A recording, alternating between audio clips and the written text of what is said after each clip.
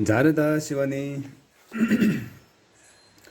आज हजुर समक्षमा फेरि पनि राई भाषा ट्युटरको 46औं पाठ लिएर उपस्थित छु।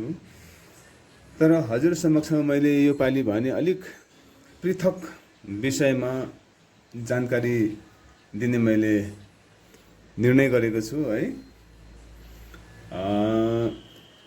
जुन तपाईहरुको आज जानकारी जुन मैले आज मेरो यो प्रेजेन्टेसन छ यसमा चाहिँ जुन आजभन्दा पछिल्लो भिडियोमा मैले प्रयोग गरिरहेको शब्दको क्रिया शब्दहरूको रूपमाथि एउटा छोटो सानो एउटा टिप्पणी भनौँ यसमा त्यसमाथि नयाँ विश्लेषण तपाईहरुलाई प्रस्तुत गर्न चाहन्छु जो यस प्रकार छ। हाम्रो भाषामा सुरुमा हाम्रो भाषामा जस्तै एकमा छ यहाँ आऊ यहाँ आउनु होस् भन्नु पर्दा चाहिँ हामीले ओदा बाना भनिन्थ्यो है। अब नम्बर 2 मा त्यहाँ जाऊ अथवा जानुहोस् भन्नु पर्दा चाहिँ हामीले मोर्दा खारा भनिन्थ्यो। तपाईलाई यो मात्रै हेर्नुस् है, अहिले यसको म कुरै गर्दिन अहिले। तर पछिबाट राम्रोसँग नियालेर विश्लेषण गरेर हेर्दा माथिका संख्या 1 र 2 को नेपालीको वाक्यहरूलाई हाम्रो भाषामा जसरी लेखिएको छ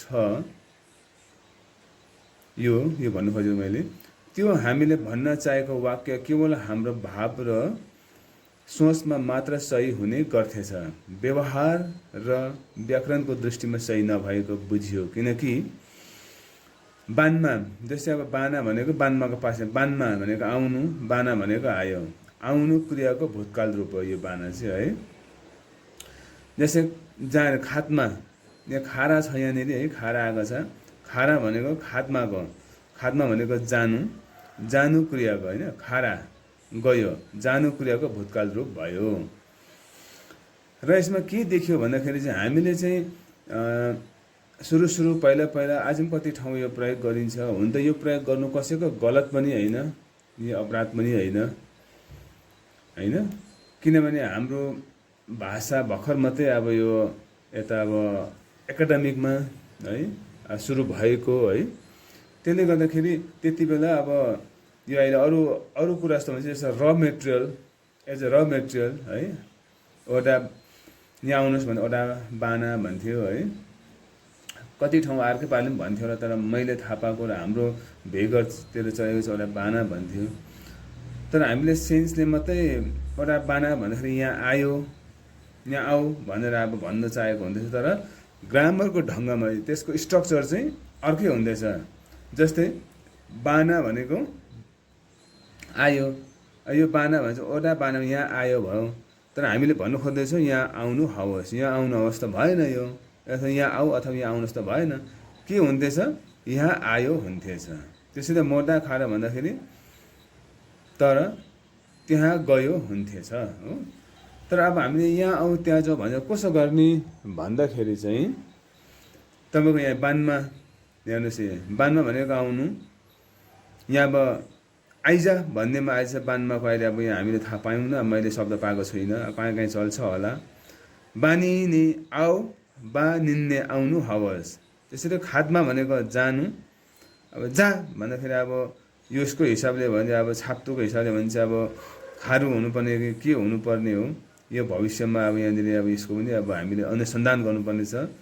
जस्तै अब जाऊ जाऊ जानुहोस् भन्ने हाम्रो 3टा फर्म हुँदो रहेछ हैन।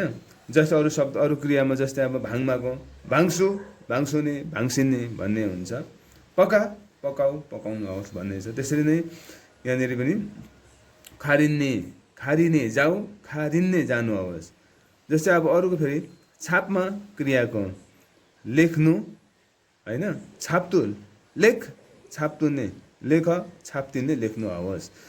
त्यसरी नै तर हाम्रो व्याकरणिक ढङ्गमा चाहिँ व्यवहार ढङ्गमा चाहिँ हामीले यहाँ आऊ अथवा आउनुहोस् भन्नुपर्दा के भन्नुपर्ने रहेछ भन्दाखेरि चाहिँ ओडा आऊ भनेर चाहिँ बानिन्ने अथवा आउनुहोस् भने बानिन्ने, ओडा बानिने अथवा बानिन्ने, मोडा खारिने अथवा खारिन्ने।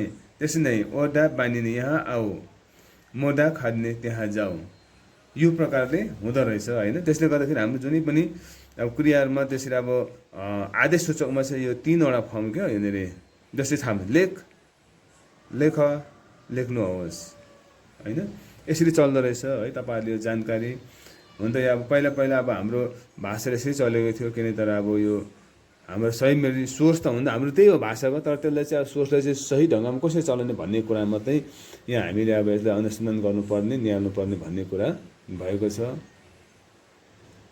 र यसको निम्ति हजुरहरूले राम्रोसँग निहालिदिनु हुने भन्ने मलाई लागेको छ। र आजको यो राई भाषा ट्युटोरियलको 46औं पाठबाट म बिदा लिन चाहन्छु। अलाङ्ने।